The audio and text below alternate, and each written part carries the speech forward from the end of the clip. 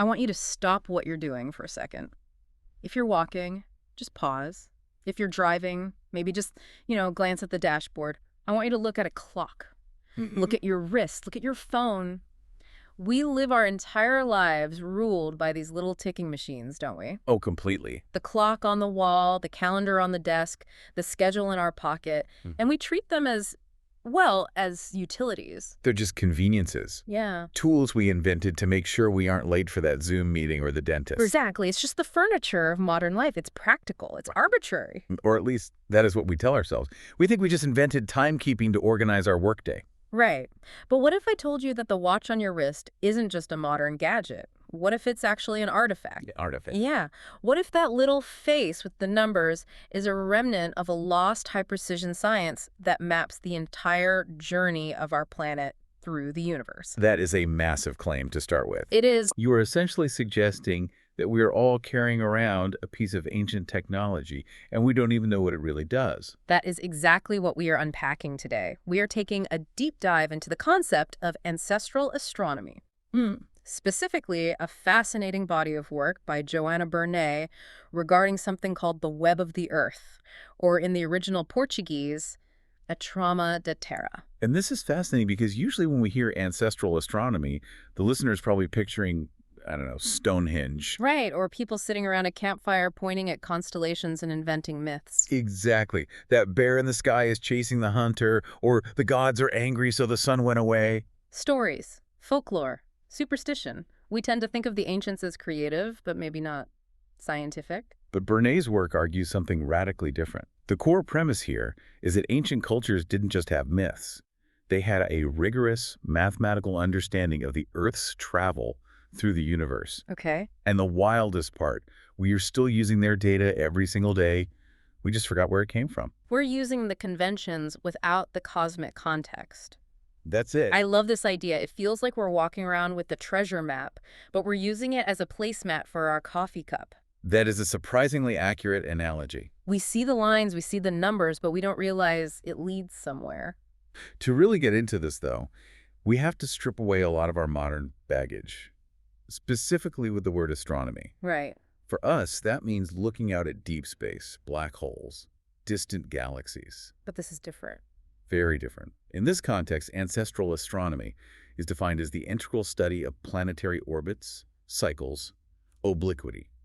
That's the tilt of the axis and orbital planes. So it's not just stargazing, it's mechanics. It's orbital mechanics, yeah. Specifically regarding the Earth and the Moon. It is about tracking the specific movement of our home through space. Okay, so let's visualize this, because when I think of Earth's orbit, I think of that plastic model in elementary school science class. The Earth is a ball, it goes around the sun in a circle, simple. And that's where the web comes in. The trauma. Yes. The source material describes this trauma, or web, as a geometric mesh. Because the Earth isn't just going in a simple circle. Oh, right, the whole solar system is moving. The whole galaxy is moving. As the Earth and Moon travel through space and time, they don't just move in a void. They're cycles. They weave a pattern. So if you could zoom out, way out, and look at the path Earth has traveled over thousands of years, it wouldn't just be a straight line or a simple loop. It would look like a weaving. A weaving, yes. The source material actually uses the imagery of painting. Oh, I like that. Imagine the Earth as a brush dipped in paint. And as it travels through the darkness of space, it creates a graphic pattern or a map behind it. Okay. And this map isn't chaotic scribbling. It's a structure formed by a web of patterns, small ones and large ones, that are always proportional and harmonic. That's a beautiful image. The Earth painting its way through the cosmos. It is. It implies there is an order to the chaos. But here's the question I always ask. Why does this matter to us down here on the surface? I mean, I'm not floating in orbit. I'm just trying to get groceries. Well, this is where we get into the principle of correspondence. Right. This is a huge concept in this research, and it's the bridge between the science and the philosophy. Okay, so what is it? The claim is that the patterns found in the sky, the macrocosm, the orbit, are identical to the patterns of life and nature on the Earth's surface, the microcosm. As above, so below. I've heard that phrase in movies, usually involving magic, but here we're talking about physics. We are talking about universal laws. Yeah. The source explicitly states that the Earth's journey through space and the nature on its surface are generated by the same laws. Wow. So the biology of a tree, the formation of a rock, the way life organizes itself. It's all mirroring that geometric web drawn by the orbit. That is mind-blowing. It implies that biology isn't separate from astronomy. Like, we usually think, okay, gravity keeps us on the rock and sunlight feeds the plants. But this is saying that the stricture of the plants, The way a tree branches. or the way a crystal forms, is mirroring the geometry of the orbit itself. Exactly. We aren't just passengers on a bus. We are actually part of the bus's structure. Mm. And that the bus, to use your metaphor, is following a rational, measurable, and extremely lucid path. It's not random. And because it's rational, the ancients could measure it. And that brings us to the part that I think will really stick with our listener. The hiding in plain sight stuff. This Yeah. was my favorite part of the reading. Yes, the conventions. Because we always assume that things like clocks and degrees are just stuff we made up. Right? Of course. Like, why are there 360 degrees in a circle? Why not 100? Why not 500? 100 would make more sense mathematically, you'd think. I always just assumed some committee in ancient Babylon sat down and said, hey, 360 sounds like a nice round number. Let's use that. Right. We call them conventions. We assume they are arbitrary abstract rules. But they're not. But Bernays' research into ancestral astronomy suggests these aren't arbitrary at all. They are literal representations of celestial mechanics. So the number 360 isn't just a random number. No, it's derived directly from observing the structure of this web of the Earth. The division of the circle into 360 degrees is the idealized orbit. Idealize. While the ancients understood the slight wobble, the extra 5.25 days in the year, but the geometry of the web, the structural truth of the Earth's position, mapped best to 360. Okay, so when I used a protractor in high school, I wasn't just doing abstract math. Yeah. I was holding a tool that represents the Earth's journey. Precisely. And it gets even more specific with time. The source highlights the number 1440. 1,440 minutes. I never even did the math on that until I read this. 24 hours times 60 minutes, 1440. And that number is significant astronomically. It's not just a result of multiplication. According to this research, yes. These numbers are basic arithmetic, our geometry, the main figures we use in math, are an unexpected encounter between modern culture and ancient knowledge. Huh. We are using the data of the web, but we've stripped away the meaning. To the ancients, 360 or 1440 weren't just numbers to count with. They were coordinates in the Trama. It's like we found a functioning supercomputer from a lost civilization, and we're using it as a paperweight. That's a great way to put it. We use the geometry to build bridges, we use the time divisions to schedule calls, but we treat them as abstract concepts rather than physical realities of our orbit. And that disconnection is what makes this study so poignant. The source mentions that these references are common to both cultures, modern and ancestral. We both use the clock. We both use the compass. But for the ancients, every degree had an astronomical explanation. For us, they're just rules. That really shifts your perspective on the clock. It's not just counting down to lunch. It's counting degrees of rotation in a massive cosmic web. But speaking of counting days, let's talk about the calendar, because this is where the research methodology gets really interesting. Ah, yes, the calendar. This is a crucial pivot point in the understanding of ancestral astronomy. Because again, I think of a calendar as a list of holidays. You know, maybe some moon phases if it's a fancy one. It's a social tool. Yeah. When is Easter? When is the bank holiday? Exactly. And that is the misconception the expert, Joanna Bernay, had to dismantle in her own research. And the story of how she did it is fascinating. Right. She actually started with a very modern, skeptical approach. Yes. So initially, when investigating these ancient calendars, her goal was to be purely scientific. Makes sense. The author stripped away all the religious and cultural elements. The idea was, let's ignore the gods and the festivals and just look at the math and astronomy. Which sounds like the sensible thing to do. If you want to find the science, you scrape off the mythology, get rid of the superstition, keep the data. Exactly. That is our modern bias. We think religion and science are opposites. But here is the twist. She realized that by removing the religious elements, she was making a mistake. Wait, why? Because she discovered that the religious elements were the data. Whoa. Okay, unpack that. She had to bring the religious elements back in because she found that religious ephemerides, holy dates, events in sacred scriptures, mythological markers, were actually serving as cross-validation for real astronomical events. So a feast day wasn't just a party, it was a data point. Precisely. Yeah. In history, science and spirituality walked hand in hand. We tend to separate them now, faith over here, facts over there. But the source argues that what looks like mythology, fable, or dogma often contains encoded data about orbital cycles. That is so cool. So if a text says, on this day the sun god defeated the darkness, it might actually mean, On this day, the Earth's orbital plane shifted in this specific way. or this was the exact moment of the solstice. That is the implication. The calendars were high-precision scientific tools for astronomical registration. They weren't subjective cultural choices. They were recording the web. It makes you look at ancient scriptures and myths completely differently. Right. Not as just stories, but as encrypted hard drives. Encrypted is the perfect word for it.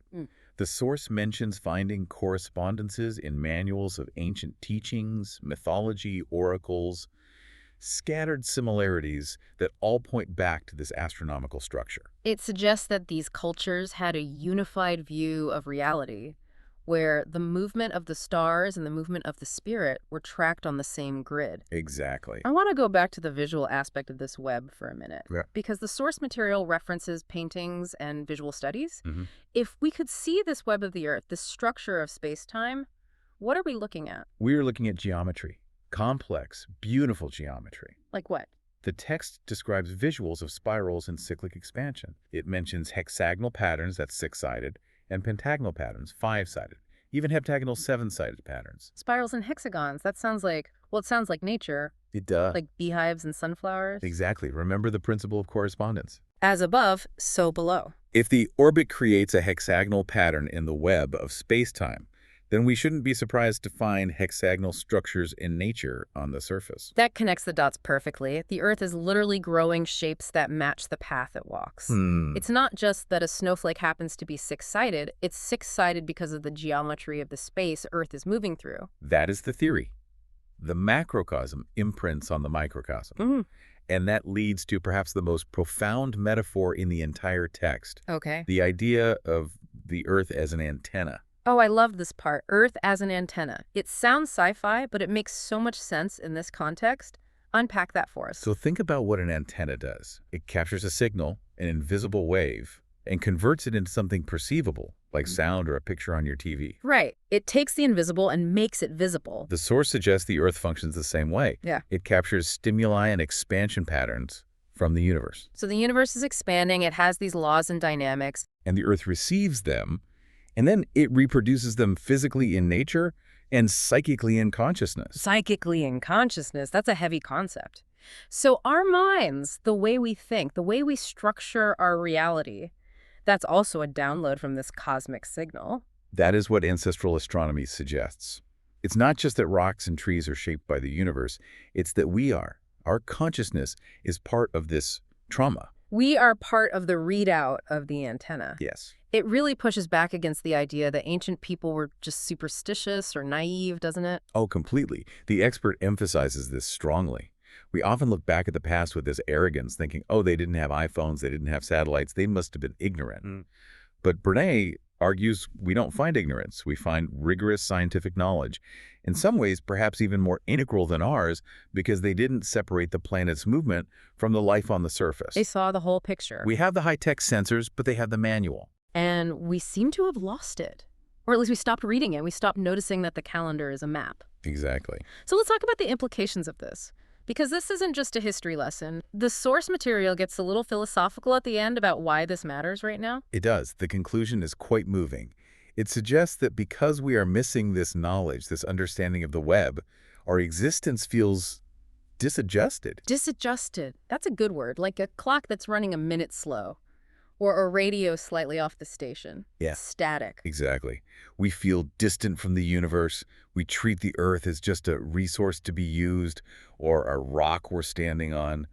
We don't see it as this dynamic, living traveler that is generating our reality. We'll live by the clock, but we don't know what the clock measures. And the source says that reclaiming this knowledge is a way to realign. Realign human consciousness with the mechanics of the cosmos. Yes. It's about understanding that we are living inside a rational, ordered, and expanding universe. It's not chaos. Right. And if we can understand the trauma, the plot, the web, the weave, we can understand the meaning of our own lives and our planet better. It turns astronomy into something deeply personal. It's not just looking through a telescope at something far away. It's understanding the ground under your feet and the rhythm of your own day. And it brings back a sense of respect. Yeah. If you realize the Earth is this sophisticated antenna translating cosmic laws into life, you probably treat it with a bit more reverence than if you just think it's a ball of dirt spinning in a vacuum. Absolutely. It's a call to build a world that is more balanced and more conscious, to use the source's words. It connects the dots between science and spirituality in a way that feels very needed right now. And it starts with noticing. That's the takeaway for me. Noticing. Exactly. So here's the challenge for you listening right now. The next time you check the time, or you see a hexagon in a tiling pattern, or you just watch the sunset, don't just see it as a mundane thing. Try to see the web. Remember that the 24 hours in your day aren't just a rule from HR. They are a measurement of a massive harmonic journey through the stars. You are looking at a map. You just have to remember how to read it. And that leaves us with a pretty provocative thought to chew on. Mhm. If the Earth really is an antenna, translating the universe's patterns into our reality, and if we have forgotten the geometry of how that antenna works, what signals are we missing right now? That is the question. What instructions, what patterns, what expansions are hitting us every day, but we're just too disadjusted to hear them. Maybe it's time we started tuning back in. Thanks for taking this deep dive with us into the web of the Earth. A pleasure as always. Catch you on the next wave.